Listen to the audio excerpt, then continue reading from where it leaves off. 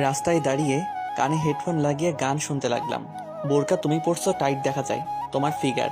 এতটুকু বলতে না বলতে কে যেন আমার গালে ঠাস করে চড় মারলো। কোন হালার পুত্রে আমার গালে চড় মারলো?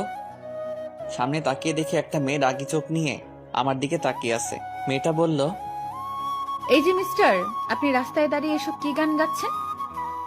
আমি গান গাইতেছি, তাতে আপনার কি? আর আপনি আমার গালে চড় মারলেন কেন? ও আল্লাহ গো, মাইয়া দেখি কথায় কথায় মারে। এই যে আপু, আপনার সমস্যা কি? এই ঠিকানাটা কোথায় একটু বলে দেন।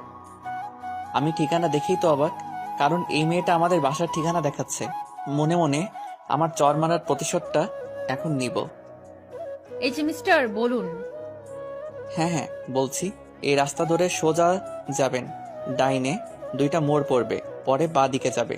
বাঁ দিকে গিয়ে বলবেন 3 রাস্তার মোড়ে। কোথায় দিয়ে যায়? 3 রাস্তার মোড়ে এসে আপনি যার বাসায় যাবেন তাকে ফোন করবেন। আর না চিনলে সামনে টক দোকানটা দেখেছেন, ওইখানে গিয়ে বলবেন যে মেঘদের বাসাটা কোথায় বলে দিবে। আচ্ছা, আর এই রাস্তায় যদি আবার কখনো দেখি এমন গান গাইতে, সোজা জেলে ভরে দেব। আর কখনো গাইব না আফা, আপনি যান। মেয়েটা চলে গেল। সামনে তাকিয়ে দেখি আমার বন্ধু সিয়াম দাঁড়িয়ে পুরোটা ভিডিও করছে। এই শালা, এইদিকে আয়। মামা, মেয়েদের হাতে চর খেতে কেমন লাগে? এই শালা, তুই কখন দেখলি যে মেয়েটি আমাকে চড় মারছে? মামা, শুধু দেখি নাই, ভিডিও করছি, দেখ। মামা প্লিজ ভিডিওটা ডিলিট করে দে। যদি সবুজ রোহান ওরা দেখে তাহলে খুব পাইবো আমারে। কাটতে পারি একটা শর্তে। কি শর্ত বল? পুরো 1 সপ্তাহের সিগারেট আর চায়ের বিল তোকে দিতে হবে। আচ্ছা দিবনে, এখন তুই কাট। এই কেটে দিলাম, চল এখন কোথায় যাব? দোকানে সিগারেট আর চা খাওয়াতে। তুই কে? আমি তো তোকে চিনি না। দেখ মামা, কামটা কিন্তু ভালো হয় নাই। যা ভাগ এখান থেকে। এর বিচার আমি পরে করব। একবার হাতে নাতে পাই, ধরে সবাইকে দেখিয়ে দিব।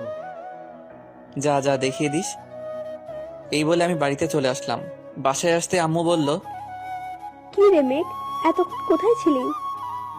এই তো আম্মু, 3 রাস্তার মোড়ে চায়ের দোকানে। কেন? তোর চাচাতো বোন এসেছে। কোন ছেলে নাকি তাকে এই পুরো এলাকা ঘুরিয়েছে। ও আচ্ছা, কি আর ঘুরাবে? তোমাদের ঘরে যদি একটা হতচ্ছাড়া ছেলে থাকে। কিছু বললি নাকি? কই কিছু বলি নাই তো। আচ্ছা আমি রুমে গেলাম। যা। আমি রুমে গিয়ে ধপাস করে বিছানায় শুয়ে পড়লাম।